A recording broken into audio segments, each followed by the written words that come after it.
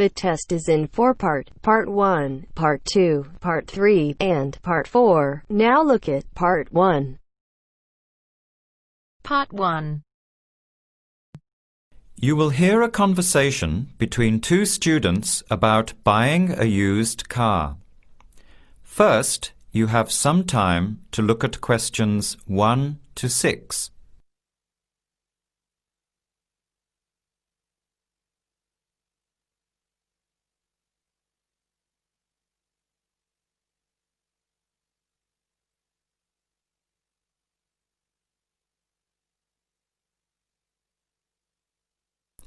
Answer the questions as you listen. You will not hear the recording a second time. Listen carefully to the conversation and answer questions 1 to 6.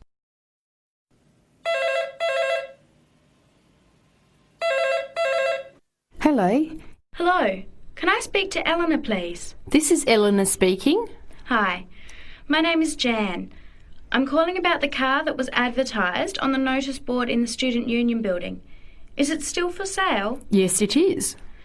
Your ad says it's a 1985 Celica, in good condition.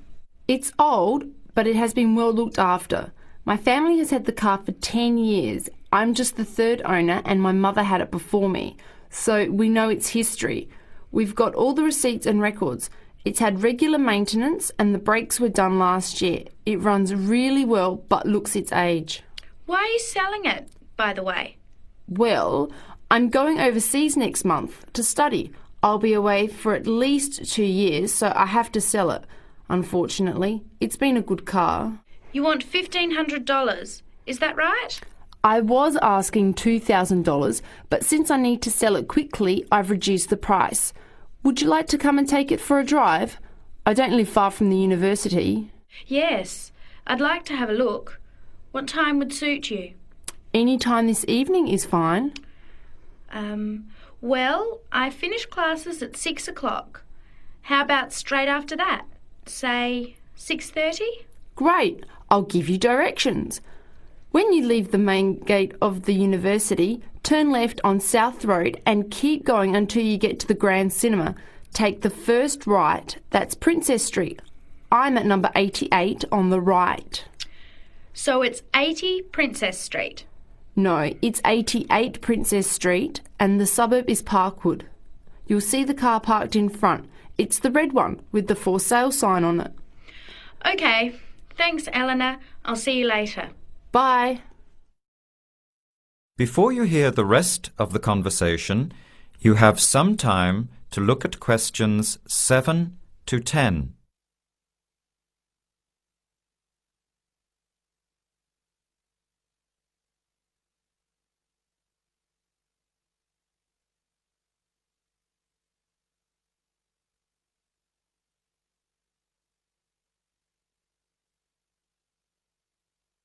Later that day, at the university, Jan meets up with her friend Sam and tells him about the car. Hi, Sam. Hey, Jan. What's happening? I'm glad I ran into you. I've decided I have to get a car. You're going to buy a car? Do you really need one? I'd probably still be driving, except that my car broke down last year. Instead of getting another one, I just moved closer to the university and went back to riding a bike. Better for the environment, better for my health, and I save a lot of money. Did it really cost that much? Well, when you think of registration, insurance, rising petrol costs, parking plus maintenance and repairs, it adds up. I know it's going to be expensive, but I really need my own transportation. It takes half an hour by bus each way to university as it is. But now I'm working at night in the city. There's no way I want to hang around waiting for a bus late at night, then walk 3 blocks home alone. Hey, I think you've got a point there. So what kind of car are you looking at? It's an 85 Celica, same kind as I used to have. The owner's asking $1,500. That's pretty old. How many kilometres has it done? You know, I forgot to ask. I'll have to check tonight when I go to see it. Would you be able to come with me to have a look? At about 6:30? Sure, I'll come. but I don't know a lot about cars. I do know one thing, though. I wouldn't buy an old car without having a mechanic look at it first. That's a good idea. But won't it cost a lot? Not really. You can get a check done through the Automobile Association for $80, and it comes with a report on the condition of the car. It can save you a lot of money in the long run. I'll keep that in mind. So we have to get to Parkwood at 6:30. Do you want to take the bus? It goes straight down South Road every 15 minutes. Or maybe we could walk.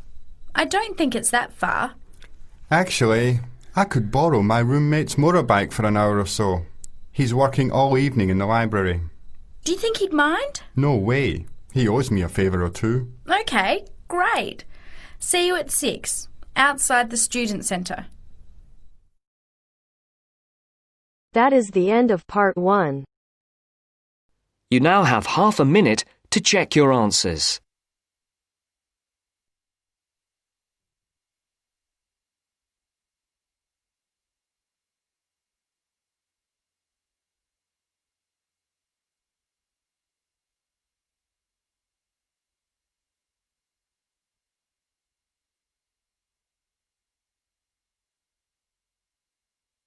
Now turns to part 2.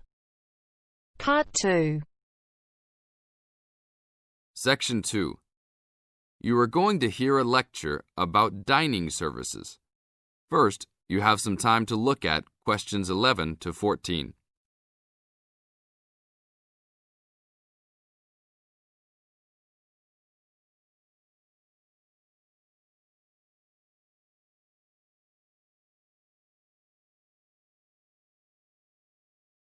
Now listen to the tape and answer questions 11 to 14. Welcome to the Dining Commons. This is the newest facility on campus, and I'm proud to say, also one of the best. I know that all university students miss eating home-cooked food. Well, this year, we are hoping to provide students with food and services that will make you feel at home, even without your family. The administration has been listening to the voice of the students. Students gave us frequent suggestions last year as to how we could improve the university. One of the most frequent suggestions was improving the dining options. We have been working hard all summer to come up with ideas that will make student life in the dormitories more pleasant. One of the new options we are offering in the dining facilities is variety in student meals. Last year, there was a set menu for every dinner, so if students didn't like the food, there was no choice. Students had to eat whatever was served. But this new dining facility has 3 completely unique areas, each with a different theme. At every meal, there will be 3 options for students to choose from.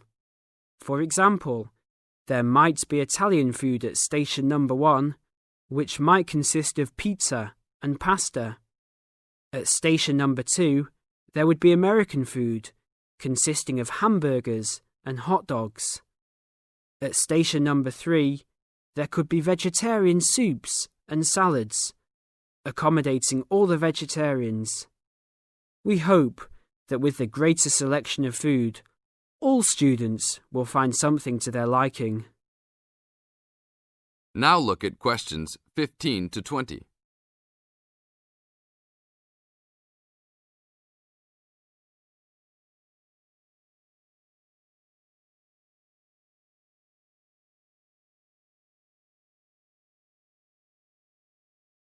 Now listen to the tape and answer questions 15 to 20. Not only will students have more options, the food will also be better. Each section of the facility will have a head chef. These are real chefs that have been trained in culinary school and have been hired specifically by the school to work in the dining facilities. All of the chefs have a speciality. The school is hoping that these chefs will prepare better tasting and more nutritious food.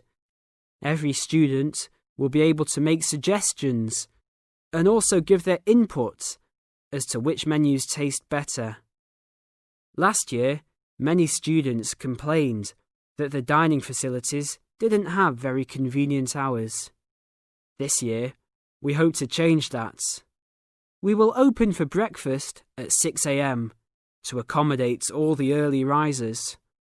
In the evenings, we will open until midnight for all the students that like to go for a late-night snack. The afternoons will still remain closed, but we will have a student store open that will provide all students with drinks and fruit. The student store will be open every day from 2 p.m. to 5 p.m.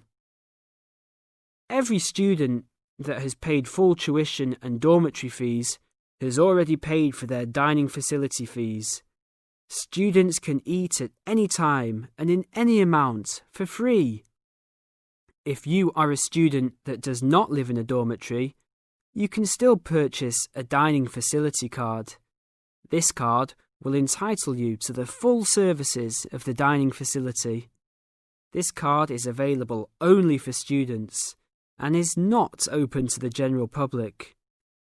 If you are not a student and wish to dine here, you must purchase meals at the door. There are a few rules to follow. Even though we do not limit the amount of food that can be taken, we do not want students to waste food. Please do not take more than you can eat. Also, every student must clean his or her own trays and plates. We will provide plates and trays for student use, but please do not abuse these items. Please do not leave your plates on the tables. Your parents are not here to clean up after you anymore, so I hope all students will be responsible. Thank you for your attention and enjoy the upcoming year. That is the end of part 2. You now have half a minute to check your answers.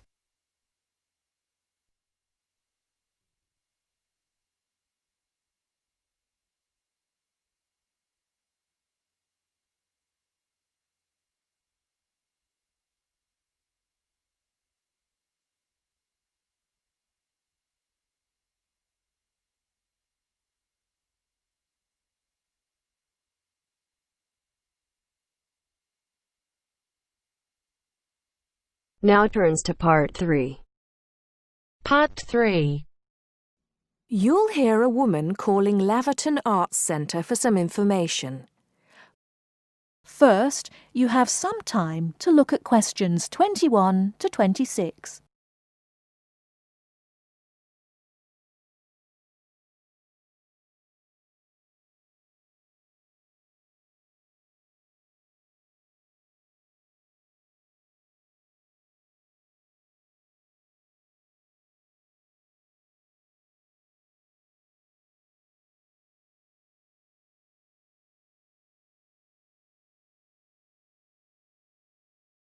Now listen carefully and answer questions 21 to 26.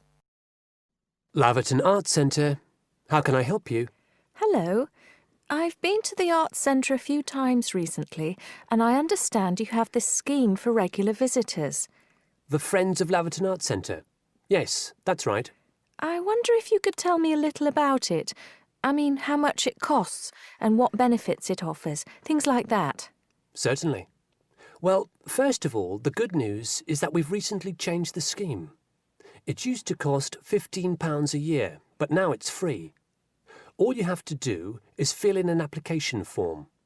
You can either come to the Arts Centre and do that here, or you can go to our website and apply online. And so what are the benefits of joining? There are actually quite a few. As a friend of Laverton Arts Centre, you'll receive a newsletter every 3 months with information on all the forthcoming events. That sounds useful. You also get priority booking for shows and concerts in the main theatre. Can you explain how that works exactly? Yes. What that means is that when tickets go on sale, for the first 2 days they're only available to friends of the Arts Centre. So as long as you book early, you can make sure you get seats. Great! Do you ever offer discounts to friends of the centre? Under the old system, when you had to pay to be a member, we did.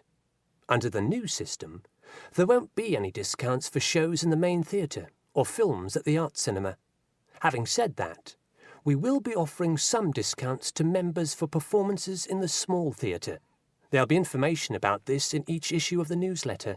I suppose I can find that information online as well, can I? Absolutely. Actually, we're redoing our website at the moment. Right now, there actually isn't a special section for Friends of the Arts Centre on the website. Once the site's been redesigned, there will be. You'll be able to put in your username and password and enter a special section just for you. It sounds excellent. Are there any requirements, though? I mean, as a member, do I have to do anything? Yes, sorry, I forgot to mention that. There are no formal requirements at all, though obviously we have this scheme to encourage people to attend events here regularly. So we ask that you attend at least 4 events a year, whatever they are, if you possibly can. Nobody's going to count, though, and it's totally up to you. That sounds fair enough.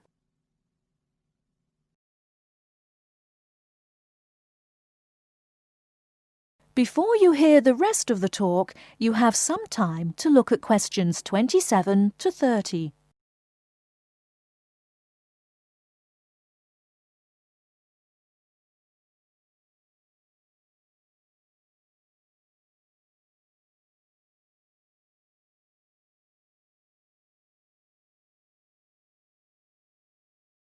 Now listen and answer questions 27 to 30. While you're here, we're actually conducting a short survey of people who phone up the Arts Centre. Would you mind if I asked you a few questions? It'll only take a couple of minutes. Sure, no problem. Thanks a lot. So, how many times have you visited Laverton Arts Centre in the last 6 months? Well, I've only lived in the area for the last 4 months, so not that many times. 3, I suppose. Yes, that's right. Fine. And how did you first find out about the Arts Centre? Let me think. Oh, yes, a friend invited me to a concert, and I came with her. Have you ever seen a film at the Arts Cinema here? No, I haven't, to be honest. In fact, until you mentioned it earlier, I didn't realise you even had a cinema. One more question. If we offered a free tour of the Arts Centre, including things such as going backstage to look at the dressing rooms, would you be interested in going on it? Oh, yes, definitely. I think a tour like that would be very interesting. I'd even pay for it. That's great. Thank you very much for your time. Thank you.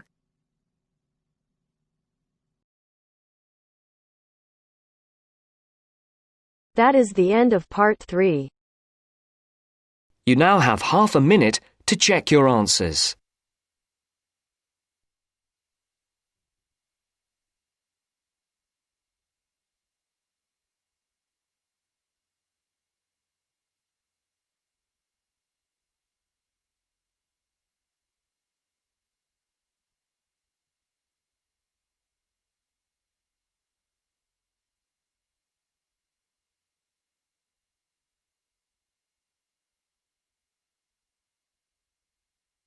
Now turns to part 4.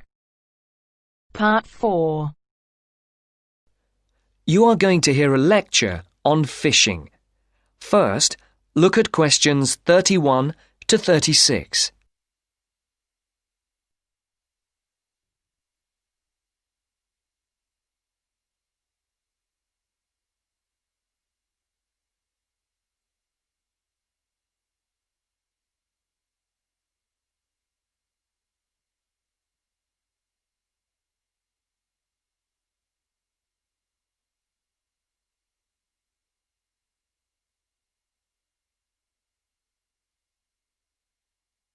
As you can see, there are 4 alternative answers, A, B, C, and D, for each question.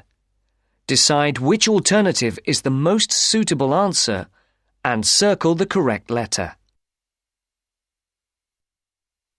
Good morning again, ladies and gentlemen, and in case you've forgotten, my name is Dr. North from the Marine Habitat Research Unit at the University, and I'm going to continue from the lecture that I gave a fortnight ago on humankind's relationship with the sea from a historical point of view, and also on attitudes to different types of fishing. In today's talk, I would like to focus on the current problems in the fishing industry in Europe, and in particular, the present scarcity of marine fish. As with the last lecture, I've placed a book list, a few relevant articles, and a copy of this lecture on the department website. A statistic to begin with. Since the 1970s, stocks of the most heavily fished species have fallen, on average, by 90%. And why has this happened? Well, there's a chain of events which begins with the demographic changes that have taken place in the world over the last century. During this time, the world population has grown at a phenomenal rate, with efficient and heavy fishing, which is technology-driven, meeting the increasing demands for food. As a consequence, many fishing stocks in the European waters, from the Atlantic to the North Sea and the Mediterranean, are now on the verge of collapse. But the problem is not restricted to European waters. It's a situation that's all too clear all around the world. Fish stocks in the Pacific Ocean, for example, are now on the verge of collapse due to a combination of overfishing and natural changes in ocean ecology. And there's another reason behind the increased demand for fish, and that is the changes in the eating patterns of different countries. Certain countries have a long tradition of fishing, for example, the southern European countries, but eating patterns have changed in countries like the United Kingdom, where fish was once considered as food for the poor rather than the rich. People have been turning to fish as a cheap and healthy alternative to meat, driving up demand and depleting stocks. Food scares like BSE and foot and mouth disease have also driven people away from eating meat, which again is invariably replaced by fish. Before the speaker continues, look at questions 37 to 40.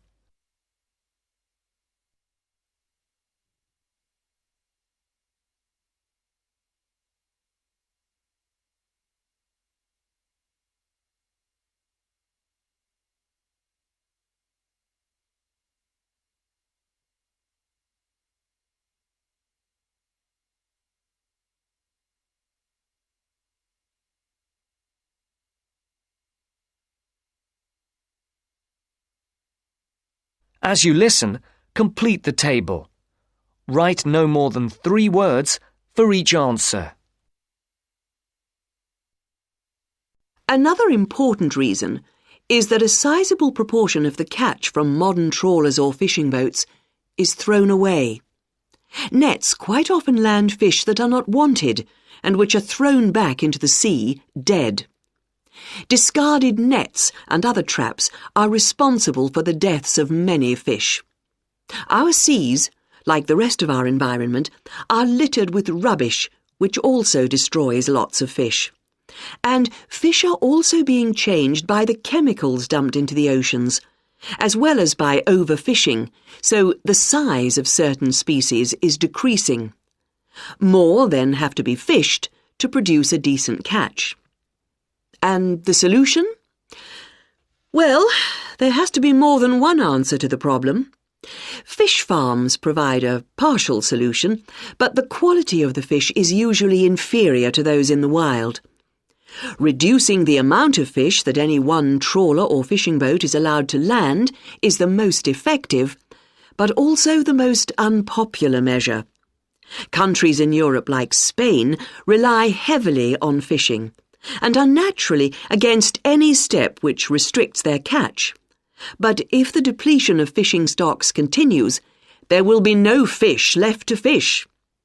Take the disappearance of cod from the Great Banks off Newfoundland, which was once the richest cod fishing area in the Atlantic. After a dramatic fall in the cod population for some unknown reason, a ban was imposed, which, it was hoped, would lead to a repopulation of the cod stocks. The cod did not return, and many fishermen were put out of work. This is a scenario which we do not want to be repeated on a large scale. Now, if you look at this table on the screen, you can see where That is the end of part 4. You now have half a minute to check your answers.